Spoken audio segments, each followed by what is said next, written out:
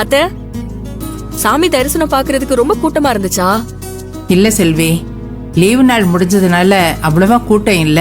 அதான் சீக்கிரமா சாமி தரிசனம் பண்ணிட்டு வந்துட்டோம். நல்ல தரிசனம். சரிங்க அத்தை. நானும் உங்க கூட வந்து அந்த ஏழுமலையான பாத்துறணும் தான் இருந்தேன்.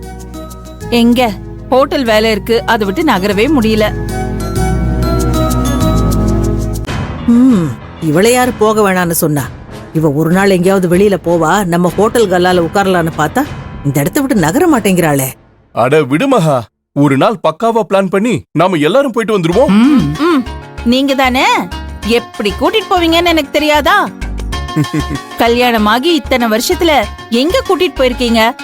தோ இங்க இருக்கிற ஏலகிரிக்கு கூட என்ன கூட்டிட்டு போனது இல்ல. இவரு பிளான் வேற போட்டு என்ன வெளியில கூட்டிட்டு போறாராம்.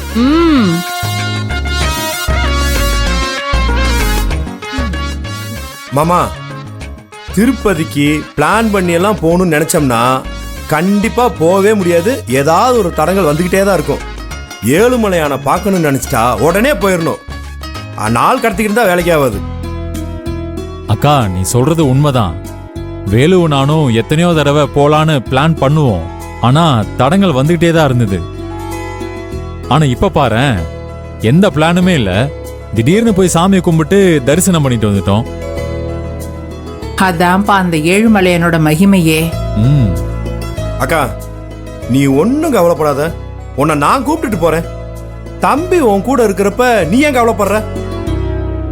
எங்க போகணும்னு யோசிச்சு மட்டும் சொல்லு. நான் உன்னைய ஃபிளைட்லயே கூப்பிட்டுட்டு போறேன். அப்பா சாமிகளா, நீ எப்படி கூட்டிட்டு போவேன்னு எனக்கு நல்லா தெரியும்பா. இந்த விஷயத்துல உங்க மாமா நீங்க எல்லாருமே ஒண்ணுதான்.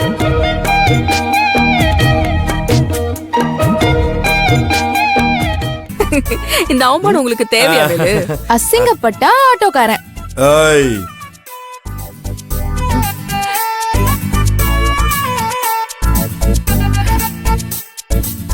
என்னம்மா, எனக்கு ஃபங்க்ஷன் வச்சு என்ன சந்தோஷமா வச்சுப்பாங்கன்னு பார்த்தா இதுங்கெல்லாம் ஒன்னா நின்னு கூத்தடிச்சு ஜாலியா இருக்குதுங்க. ஆமாண்டி, கொஞ்சம் ஓவரா தான் குடும்பம் மொத்தமும் இழிச்சுக்கிட்டு நிக்குதுங்க. நாளைக்கு ஃபங்க்ஷனுக்கு எல்லாருமே ஞாபகமா கூப்பிட்டீங்களா? ஆமா திரு, கூப்பிட வேண்டியவங்க எல்லாம் கூப்பிட்டாச்சு. ஒருத்தரையும் விடல.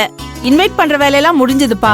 அப்படியே நல்ல நேரத்தையும் குறிச்சு வாங்கிட்டோம். சரிக்கா, ரொம்ப நல்லதா போச்சு. நானே உங்ககிட்ட சொல்லலான்னு இருந்தேன். நல்ல வேலை, மறக்காம நீயே பண்ணிட்ட. அப்புறம் வேலு, நாளைக்கு சாப்பாட்டுக்கெல்லாம் எல்லாம் சொல்லிட்டியா? எல்லாம் சொல்லியாச்சுனே. நாளைக்கு எத்தனை பேர் வருவாங்க அப்படின்னு கணக்கு போட்டு பக்காவா முடிச்சு வச்சாச்சு. எந்த டென்ஷனும் இல்ல. சரிடா மாமா, நாள் பார்த்து நாளைக்கு ஃபங்க்ஷன் நடத்துறதுக்கான நல்ல நேரம் குறிச்சு ஃபங்க்ஷனுக்கு தேவையான எல்லா வேலையும் முடிச்சாச்சு. இன்னும் முடிக்காம இருக்கிற வேலைகளையும் பிளான் பண்ணியாச்சு. நீங்க எதுக்குமே கவலைப்படாதீங்க. எல்லாத்தையுமே நாங்க பாத்துக்கிறோம். எல்லா வேலையும் நீங்களே பண்ணி முடிச்சிட்டா அப்புறம் நான் என்னதான் பண்றது? நீங்க ஒண்ணும் பண்ண வேண்டாம். டிராவல் பண்ணிட்டு வந்திருக்கீங்கல்ல, போய் ரிலாக்ஸ்டா ரெஸ்ட் எடுங்க. அட என்ன செல்வி, ஒரு வேலையும் செய்ய விட மாட்டேங்கிற? அண்ணா, வேலை செய்யறதுக்கு தான் நான் இருக்கேன்ல. நீ எதுக்கு கஷ்டப்படணும்? இது உன்னோட ஃபங்க்ஷனு. அது எந்த அளவுக்கு சிறப்பா செய்யணுமோ அந்த அளவுக்கு சிறப்பா செஞ்சிருவோம். நீ மாப்பிள்ள மாதிரி அவங்க பக்கத்துல உட்கார்ந்தா மட்டும் போதும்.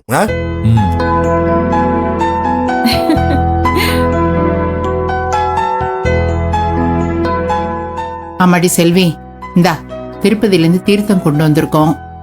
உன் கையால கொண்டு போய் பூஜை ரூம்ல வை, வாங்கிக்க. சரிங்க அத்தை. முத இந்த தீர்த்தம் நம்ம வீட்டுக்கு வந்திருக்கு. இத சாமி கும்பிடணும்.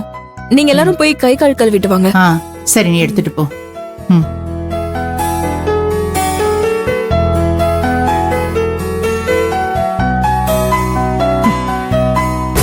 என் பொண்ணுக்கு கொடுக்க போற திருப்பதி தீர்த்தத்தை போய் இவ கையால சாமி ரூம்ல கொண்டு போய் வைக்கணுமா? என்னம்மா பண்றது? இந்த வீட்ல இருக்கிற எல்லாரையும் அவன் அந்த அளவுக்கு வளைச்சு வச்சிருக்காமா. எனக்கு ஒரு கரெக்டான டைம் கிடைக்கட்டும். எல்லாரும் முன்னாடி இவளை அசிங்கப்படுத்தி காட்டுறேன். அதுக்குதாம்மா நானும் காத்துட்டு இருக்கேன். இந்த ஃபங்க்ஷன் முடியறதுக்குள்ள அவளை ஏதாவது பண்ணணும்.